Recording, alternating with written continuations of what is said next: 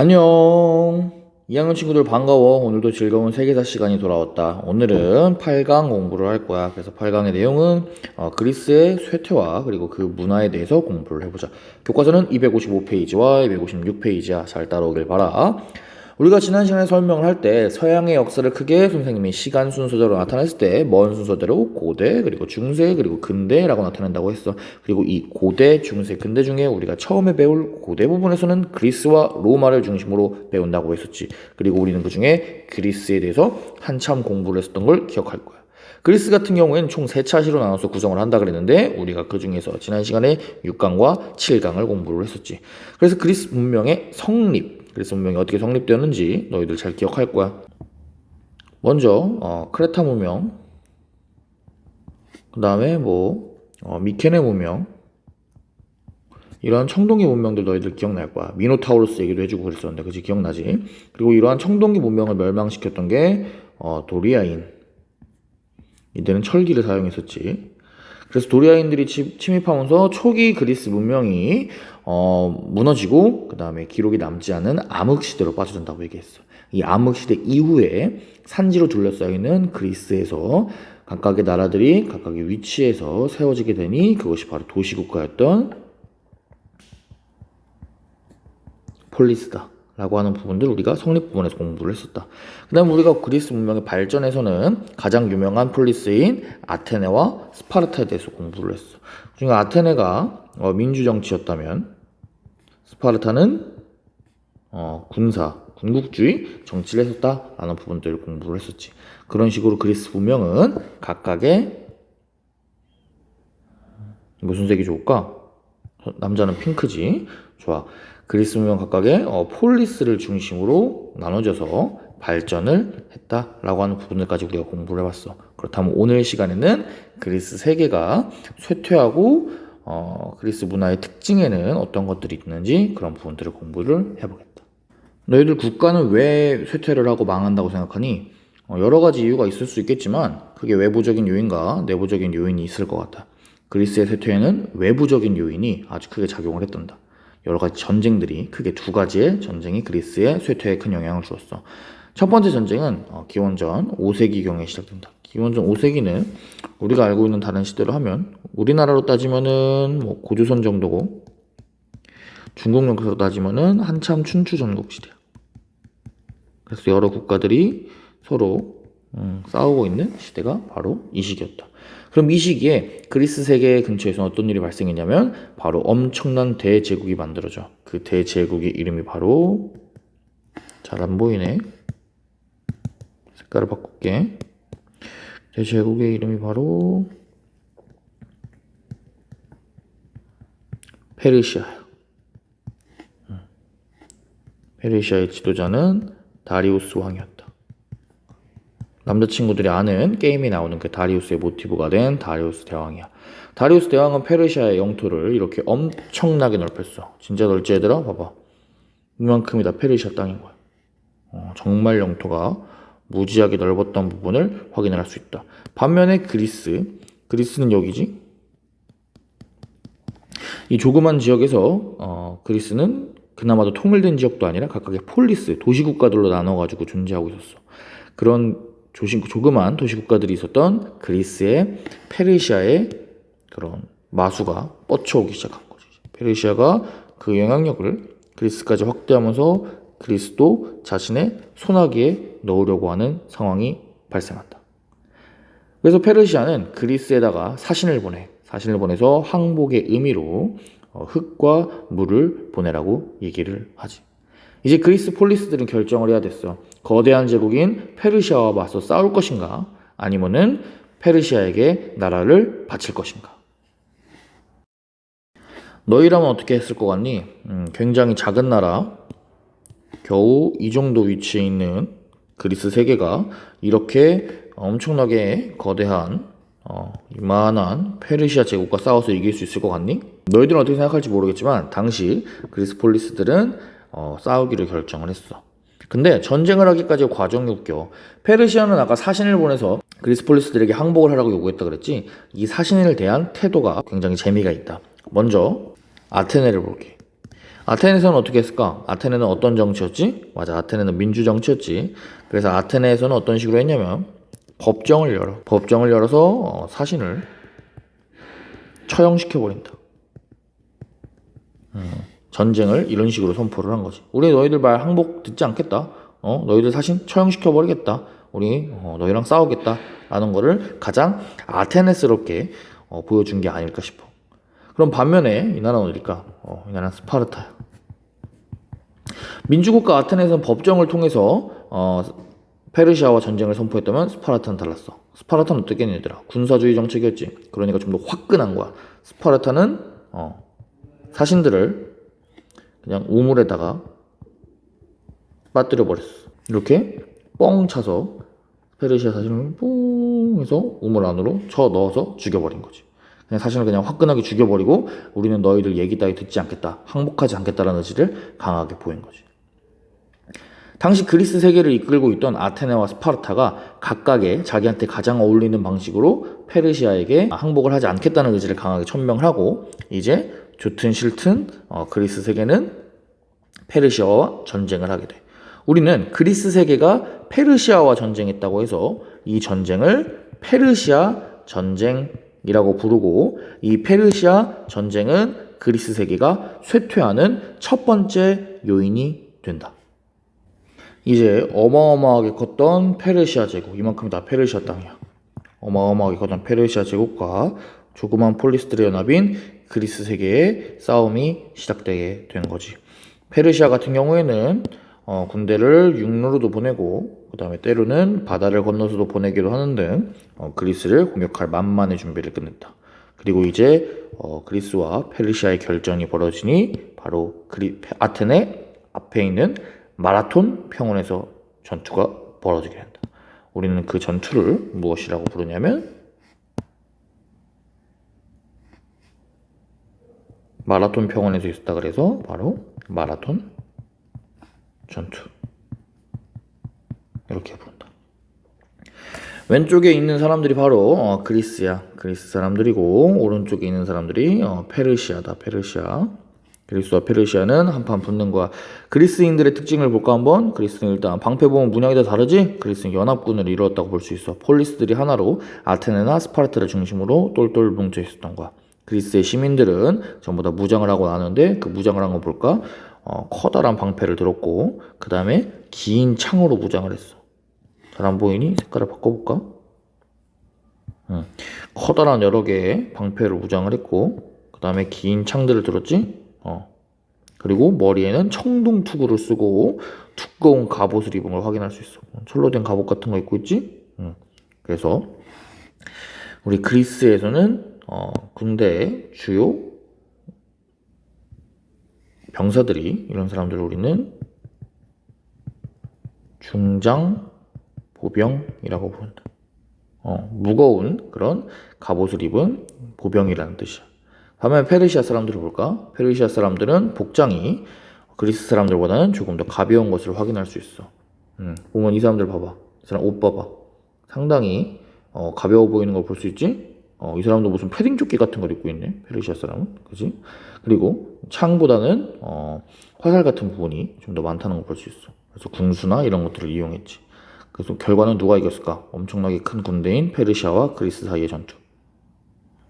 승리를 했던 쪽은 그리스인들이었어.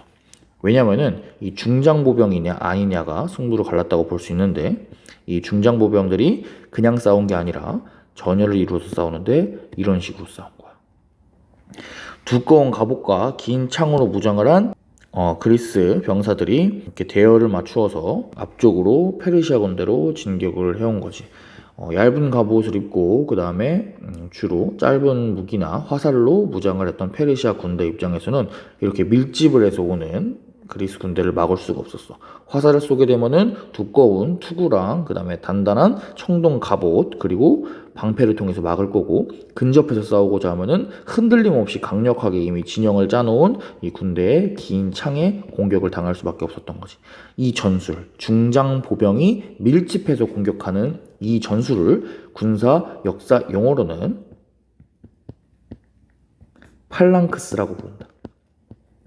그리스는 페르시아에 비해서 국력이 작았고 군대도 적었지만 이 전술을 이용한 팔랑크스 진법을 이용해서 페르시아 군대를 무찌르게 된다. 그것이 바로 페르시아 전쟁에서 가장 유명한 전투 중에 하나인 마라톤 전투다. 마라톤 전투에서 누가 승리했다고? 그래, 그리스가 승리한 거야. 무엇 때문에? 팔랑크스 진법 때문에. 자, 이곳이 아테네야. 그리고 이쪽이 바로 마라톤 전투가 있었던 마라톤 평원이다. 그래, 눈치 빠른 친구들은 이미 눈치챘을지도 모르겠어. 마라톤 평야, 마라톤 전투. 이 마라톤이란 말 어디서 들어보지 않았니? 그래, 여기도 올림픽에 있는 오래 달리기 42.195km를 달리는 승부인 마라톤 경기가 바로 이 마라톤 평야, 마라톤 전투에서 따온 이름이야. 왜냐하면 전설에 의하면 페르시아에게 승리했다라는 사실을 알리기 위해 그리스 아테네의 병사가 마라톤 평야로부터 아테네까지 달려와서 그 승리 사실을 알리고 탈진해서 죽었다고 하는 전설이 있거든. 실제로 마라톤 평야에서 아테네 아크로폴리스까지 선생님이 구글맵으로 검색을 해보니까 거리가 약 한 40km 정도 되더라고. 실제 우리가 마라톤 경기랑 거리도 비슷해. 그런데 역사 기록에 따르면 이 전설은 허구일 가능성이 높아. 왜냐하면 관련 기록은 그런 내용이 아니거든. 실제로 역사책에 있는 기록은 이런 내용이라고 해. 마라톤 평야에서 전쟁을 앞둔 그리스의 병사가 여기서부터 이제 페르시아군이 쳐들어오니까 와, 페르시아군이 쳐들어온다, 이거 도움을 요청해야겠다 라고 하면서 이쪽에서 뛰는 거지. 어디로 뛰냐?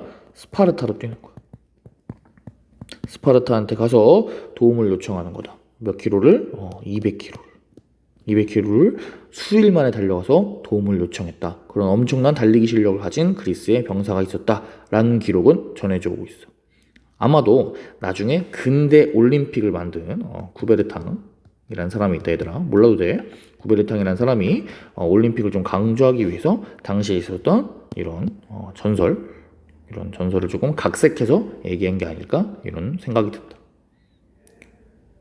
무튼 어쨌든 현대 마라톤 경기가 옛날 페르시아 전쟁의 마라톤 전투에서 영감을 받았다는 거는 변하지 않는 사실이야. 재밌지? 자, 결국 페르시아 전쟁, 페르시아와 했던 페르시아 전쟁에서는 누가 승리할까? 그래, 마라톤 전투에 승리에 힘입어서, 그리고 기타 여러 전투와 그리스 폴리스들의 끈끈한 연합에 의해서 결국에 그리스가 승리하게 된다. 누구도 예측하지 못한 결과였지. 자, 페르시아의 침입을 막아낸 그리스 세계는 어떻게 됐을까? 평화가 찾아왔을까? 당연히 전쟁이 끝났으니 평화가 찾아왔겠지. 하지만 그 평화는 오래가지 못했다. 너희들 우리가 하다못해 다른 나라랑 축구 경기를 하더라도 그 축구 경기에서 골을 넣은 선수나 아니면은 중심이 되는 주장, 이런 선수들은 엄청난 주목을 받고 사람들이 되게 많이 좋아해 주잖아. 그거랑 똑같다고 생각하면 돼. 페르시아와의 전쟁에서 중심이 되었던 국가는 아테네와 스파르타였어. 당연히 아테네나 스파르타의 그런 발언권이 다른 나라들보다, 다른 도시국가들보다 더 위에 있는 건 당연하겠지.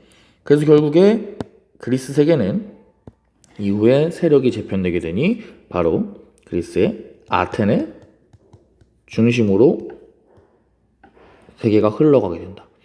아테네는 주변 폴리스들에게 야, 페르시아가 언제 쳐들어올지 몰라. 그러니까 우리는 페르시아에 대비하기 위해서 동맹을 만들어야 돼 라고 하면서 델로스 동맹이라는 동맹을 만든다.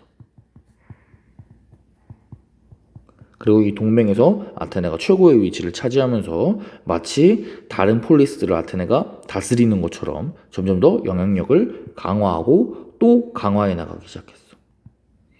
우리가 지난 시간에 배운 아테네 민주정치의 발전도 이러한 아테네의 세력이 성장하는 것을 배경으로 가능했던 일이야. 만약에 아테네가 힘이 약했다면 그렇게 민주정치를 발전시키지 못했을 거야. 하지만 아테네는 페르시아 전쟁 이후에 델로스 동맹이라는 것들을 만들고 그 동맹에서 지도자 역할을 하면서 자신의 영향력을 엄청나게 키워나갔어. 도시국이었던 아테네의 영향력은 점점 더 그리스 전역으로 퍼져나갔다. 그리고 이런 아테네의 영향력 확대는 다른 폴리스들의 불만을 가져왔다.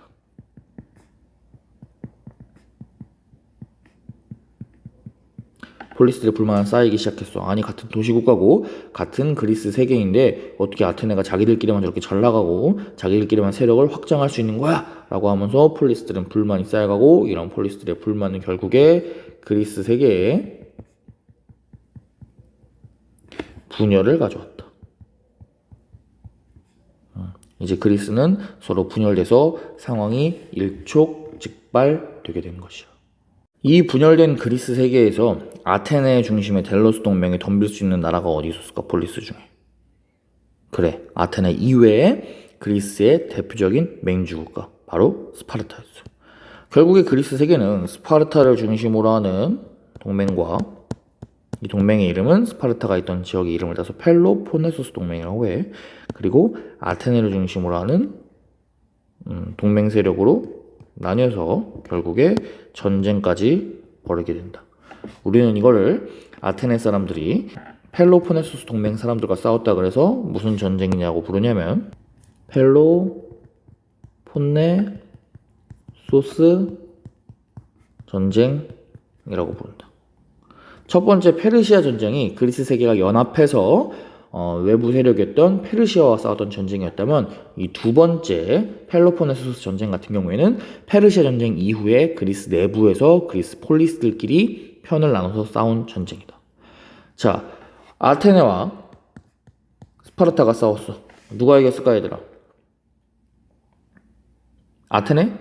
스파르타? 당연하게도 스파르타가 승리를 한다. 우리 지난 시간에 배웠지만 스파르타 애들은 열 몇 살만 되면은 학교에 가가지고 막 군사 기술을 배우고 막 빵 훔치는 거 배우고 막 딱딱한 데서 발바닥 서 있기 배우고 막 그러잖아, 그지? 그런 애들을 아테네가 이길 수 없었겠지. 결국에 스파르타가 승리를 거두고 스파르타는 이후에 전성기를 맞이하면서 그리스 세계를 이끄는 맹주 국가가 된다. 하지만 스파르타 어떠니 얘들아? 강력한 군사주의 정책이지. 그러다 보니까 스파르타가 그리스 세계를 제대로 이끌어 나가지 못했어. 그리스 세계 발전을 가져오지 못했다. 결국에 이렇게 한번 펠로포네소스 전쟁이라는 커다란 내분을 거친 그리스 세계는 스파르타가 승리했지만 이후에 세력을 확장하지 못하고 결국에 쇠퇴의 길을 걷게 됐다. 같은 편끼리 싸우면은 쇠퇴만 기다리고 있는 거야. 그게 역사의 법칙이란다. 결국 이렇게 쇠퇴를 거듭한 그리스 세계는 나중에 그리스 북쪽에 있는 나라에게 멸망을 하게 되니 그 나라는 그리스 북쪽에 있던 마케도니아라고 하는 나라고, 이 마케도니아의 지도자가 그 유명한, 그래, 이름을 얼굴을 아는 친구도 있을 거야. 바로 알렉산더 대왕이다. 결국 그리스 세계는 페르시아 전쟁을 잘 막아냈지만 분열 이후에 펠로포네소스 전쟁을 거치면서 분열하고 이들은 결국 쇠퇴를 맞게 되고 외부 세력이었던 마케도니아의 알렉산더 대왕에 의해서 멸망하게 되는 수순을 밟게 된다. 자, 우리가 오늘 수업의 첫 번째 포인트였던 그리스 세계의 쇠퇴에 대해서 공부해봤다면 우리는 그리스 세계를 정리하기 위해서 마지막으로 그리스의 문화에 대해서 한번 얘기를 하고 넘어갈 거야. 그리스의 문화 같은 경우에는 현대 서양 문화에 많은 영향을 주었기에 우리가 절대로 빠뜨릴 수 없는 부분이지. 누가 너희들한테 그리스 문화의 특징을 두 개로만 설명해봐 라고 얘기하면 너희들은 그리스 문화의 특징에 대해서는 이렇게 얘기해야 돼. 첫째, 그리스 문화는 인간 중심적인 문화고, 두 번째, 합리적인 문화다. 한번 따라해봐. 그리스 문화는 인간 중심적인 문화고 합리적인 문화야 라고 이야기를 하면 된다. 첫째, 인간 중심적이라는 게 무슨 말일까? 그리스에는 여러 신들이 있었어 얘들아. 너희들 제우스 이런 사람들 들어봤지? 제우스, 포세이돈, 헤라 이런 사람 들어봤을 거야. 근데 그런 신들이 그리스 신화에 보면은 신처럼 되게 권위 있고 무겁고 이런 것이 아니라 되게 인간 같은 인간의 감정을 가졌어. 막 질투하고 시기하고 그런 모습들을 우리가 확인할 수 있다. 그래서 그리스 문화에 등장하는 신들은 신조차도 인간과 비슷하게 표현했다. 그걸 통해서 우리는 그리스인들의 사고방식이 얼마나 인간 중심적이다 라고 하는 부분들을 체크할 수 있겠다. 얼마나 인간 중심적이면은 그들이 존경하는 신조차도 인간이랑 비슷한 모습으로 그렸겠니. 그 다음에 그리스 같은 경우에는 굉장히 많은 예술 작품들이 있어. 예를 들어서 뭐 희극, 그 다음에 뭐 비극, 이런 다양한 극들이 있는데 이런 예술 작품들의 주제가 바로 인간적인 감정이야. 기쁘고 슬프고 이런 내용들을 아주 잘 표현했어. 그런 인간의 기쁘고 슬픈 인간들이 갖고 있는 감정에 대해서 집중하고 그런 부분에 대해서 문화유산을 많이 남겼기 때문에 우리는 그리스의 문화가 인간 중심적이다 라고 이야기를 하는 거다. 잘 생각을 해도 이 그리스의 인간 중심적이다. 그럼 신 중심의 문화도 있겠지? 이 신 중심의 문화는 나중에 우리가 배울 거야. 그런 신 중심의 문화와 그리스의 인간 중심 문화가 대비된다라고 생각을 하면 되겠다. 자, 두 번째. 그리스 문화는 또 합리적이었어. 뭐든지 사고하기를 좋아했고 그 사고 끝에 합리적인 생각을 내리고 판단을 하는 게 그리스 사람들의 문화였다. 결국 그리스의 이런 합리적인 문화는 그리스에서 철학이 크게 발전하는 데 기여한다. 지금의 현대 서양 철학은 다 그리스에서 그 뿌리를 두고 있다고 해도 과언이 아니야. 그래서 그리스에서 철학이 매우 발전했다. 우리는 따라서 그리스가 굉장히 합리적인 문화다라고 하는 부분들 꼭 체크를 해두면 되겠다. 우리는 그럼 그리스의 철학이 어떤 식으로 발전했는지 그 과정을 조금 더 자세히 배워볼 필요가 있다. 그리스의 철학은 보이는 것처럼 이 순서대로 발전했다고 너희들이 생각을 하면 될 것 같아. 먼저 첫 번째, 그리스에서 초창기에는 자연 철학이라는 것이 유행했어. 자연 철학은 무엇이냐면 말 그대로 자연에 관심을 갖는 철학이다. 그래서 여기에 보면은 너희들 과학 시간에도 배웠겠지만 뭐 만물의 근원은 뭐 물이다. 뭐 만물은 뭐 불이다. 아니면 만물의 근원은 뭐 원자로 이루어져 있다. 이런 것처럼 우리 주변에 자연에 관심을 갖는 우리 사회가 어떻게 구성되어 있는지에 대해서 고민을 하는 그런 철학이 발전을 했었어. 이 당시에 관심은 처음에는 자연에서 시작했다라고 하는 거야. 이해되니? 이런 관심을 가졌던 그리스의 철학은 이후에 소피스트라고 하는 사람들이 등장하면서 바뀌게 돼. 이 소피스트라고 하는 사람들은 쉽게 얘기하자면 뭐 철학자? 그 다음에 뭐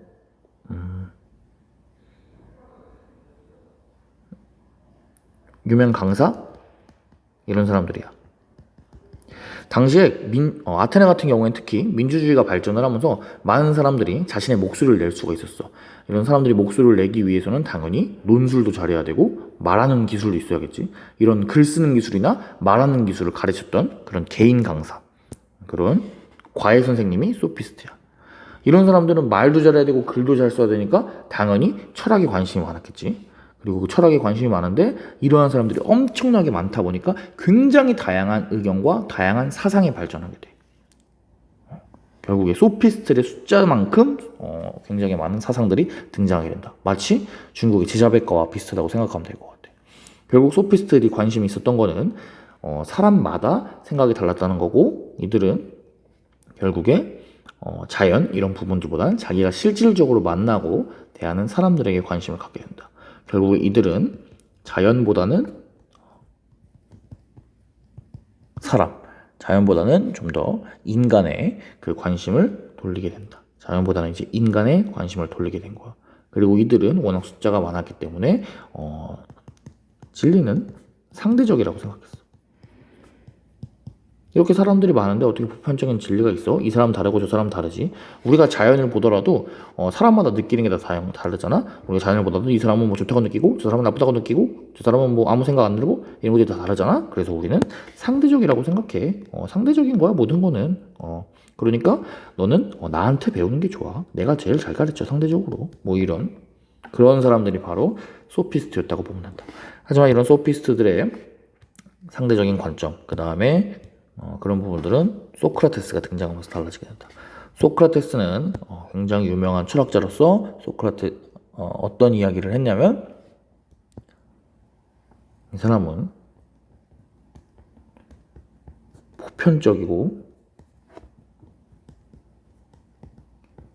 객관적인 진리가 있다고 말했어. 소크라테스는 그 유명한 소피스트들과 다 말싸움을 하면서 한 명 한 명 다 굴복시켜. 그러면서 야 너희들 사람의 숫자만큼 진리가 있다고? 진리가 상대적인 거라고? 아니야. 진리는 절대적인 거야. 진리는 객관적이고 보편적으로서 변하지 않는 어떤 절대적인 진리가 있어. 우리는 그것을 추구를 해야 되고 우리는 그것을 배우려고 노력해야 돼. 그것이 바로 알미야 라고 얘기를 했던 사람이 소크라테스. 이 사람은 굉장히 유명한 철학자고 사상가다. 그리고 이 소크라테스의 제자가 바로 그 유명한 플라톤과 아리스토텔레스야. 너희들 들어본 적 있을 거야, 그지? 그래서 이 플라톤과 아리스토텔레스는 소크라테스의 제자로서 서양 철학의 뿌리가 되었다. 근간이 되었다. 뭐 이런 식으로 표현하면 될 것 같아. 구체적으로 플라톤이랑 아리스토텔레스의 사상이 어떻고 이 둘의 차이가 어떤지에 대해서는 너희들이 중학교 세계사 시간보다는 고등학교에 올라가서 배우면은 윤리와 사상 뭐 이런 과목에서 배우면 되겠다. 지금은 우리는 어떤 걸 배워야 되냐면 그리스의 철학의 발전했고 그 합리적인 철학은 이런 순서대로 발전했으며 처음에는 자연 철학이었다가 소피스트 때 그 관심을 인간으로 돌리고 그 다음에 이 소피스트들이 진리는 상대적이라고 믿었던 것에 비해서 이 소피스트들을 다 이기고 등장하는 최고의 철학자였던 소크라테스는 진리는 보편적이고 객관적이다 라고 얘기를 했었지. 그리고 이 소크라테스의 제자인 플라톤과 아리스토텔레스가 바로 서양 철학의 뿌리가 되었다라고 하는 지점들을 체크해주면 될 것 같다. 그리스의 철학까지 공부를 했으면 우리가 거의 다 공부를 한 거야. 그럼 좀 더 보자면은 그리스에서는 역사책도 역사학도 많이 발전을 한다. 헤로도토스라고 하는 사람은 페르시아와 전쟁하는 내용을 역사책으로 서술을 했고 투키디데스라고 하는 사람은 펠로폰네소스 전쟁을 기록을 했다. 그래서 이것처럼 그리스에서는 역사가 많이 발전을 했다. 선생님이 생각하기에는 중학교 레벨에서는 헤로도토스와 뭐 투키디데스 이런 사람들 이름을 기억하는 건 너희들은 뭐 이름을 쓰고 이런 건 어려울 것 같아. 하지만 이 사람들이 그리스 사람이고 이 사람들이 역사학을 발전시켰다. 그리스에서는 역사학도 발전했다. 그 정도까지는 너희들이 알아두는 게 좋을 것 같아. 왜냐면은 중국의 한나라의 사마천의 역사가 동양의 역사의 근간을 이루었던 것처럼 서양에서는 이 헤로도토스와 투키디데스의 역사 서술 방법이 이 이후에 오는 서양 역사책의 방향을 제시했다고 해도 과언이 아니거든. 이 두 명이 그리스 사람이고 역사학을 발전시킨 사람이란 것 정도는 꼭 알아두도록 하자. 자, 다음 마지막으로 그리스의 미술과 예술에 대해서 조금 더 살펴볼게. 이거는 지금 현재 그리스의 모습인데 그리스 위에 보면은 이렇게 아크로폴리스 맨 꼭대기에 큰 신전이 있지. 이 신전의 이름은 바로 파르테논 신전이야. 엄청 멋있지 않니 얘들아? 이런 현대적인 그런 마을과 아크로폴리스 위에 있는 이런 오래된 신전이 조화를 이룬다는 게 선생님이 보기엔 굉장히 멋있는 것 같아. 그래서 보게 되면은 파르테논 신전은 굉장히 멋있다. 파르테논 신전을 보게 되면 이런 기둥의 모습이나 기둥의 뭐 간격, 그 다음에 이런 뭐 건물의 모습들 이런 것들을 무거운 걸 쌓기 위해서 굉장히 어렵겠지. 이런 부분들이 굉장히 균형을 이루고 있고 균형을 추구하고 있다. 그리고 오른쪽에 있는 이거 같은 경우에는 아폴론상이야. 아폴론. 그리스 신화에 나오는 신 아폴론의 모습을 나타낸 그런 조각상인데 보면은 몸매가 굉장히 이상적이고 균형 잡힌 모습을 볼 수 있지. 너희들이 보기 숭할 것 같아서 선생님이 가렸어. 그래서 뭐 이상적인 몸매를 지니고 있다. 그리고 균형도 보면은 뭐 얼굴과 그 다음에 그 가슴까지의 비율, 그 다음 뭐 배부터 다리까지의 비율, 그 다음에 뭐 전신의 비율 이런 부분들이 황금 비율을 이루고 있다. 뭐 그런 부분들을 통해서 우리는 아테네의 예술이 그리스의 예술이 되게 굉장히 균형적이고 또 이런 이상적인 모습, 굉장히 이상적인 모습이지 얘들아.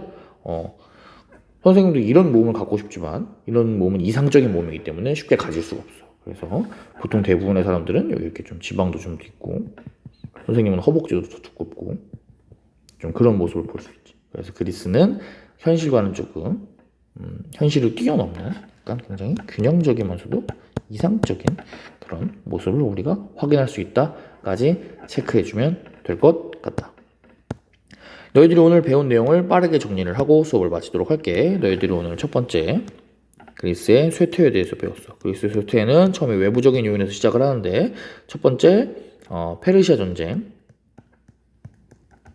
페르시아 전쟁이 있었지. 그 페르시아 전쟁에서 그리스 세계는 승리하지만 이후에 분열하게 되고 결국에는 펠로폰네소스 전쟁이 일어나게 된다. 글씨 참 어려워. 펠로폰네소스 전쟁. 이 펠로폰네소스 전쟁의 결과 그리스 세계는 분열하게 되고 분열한 결과 결국에 나중에 등장하는 마케도니아에 멸망하게 되는 거야. 이게 마케도니아에 등장하는 사람이 우리가 국왕에서 배울 알렉산드로스 대왕이고. 자, 두 번째 우리 포인트는 문화로 배웠어. 우리가 문화를 할 때 첫 번째 포인트, 그리스의 문화는 굉장히 인간 중심적이다. 왜냐? 그리스의 문화는 신들도 인간처럼 표현을 했고 굉장히 많은 인간의 감정을 나타낸 희극이나 비극 등이 있기 때문이다. 자, 두 번째, 그리스 문화는 굉장히 합리적이었다. 왜 합리적이냐고 할 수 있냐면 우리는 철학이 발전한 것에서 그것을 확인할 수 있다. 그리스의 철학은 자연을 중심으로 한 자연철학, 인간을 중심으로 했던 소피스트, 이들을 물리쳤던 진리는 보편적이고 진리는 객관적이라고 말했던 소크라테스, 그리고 이의 제자인 플라톤과 아리스토텔레스를 거치면서 서양 철학이 근간을 만들었다 라고 하는 부분까지 체크를 한 거다. 그렇다면 우리는 6, 7, 8강에 걸쳤던 그리스의 역사에 대해서, 그리스 문명에 대해서 다 공부를 한 거다. 정말 수고 많았다 얘들아. 그럼 조금만 쉬고 9강에서 한번 그 뒤에 얘기, 그리스를 멸망시키는 마케도니아의 얘기, 마케도니아를 이끌었던 알렉산드로스 대왕의 이야기를 한번 공부를 해보자. 수고 많았어. 안녕.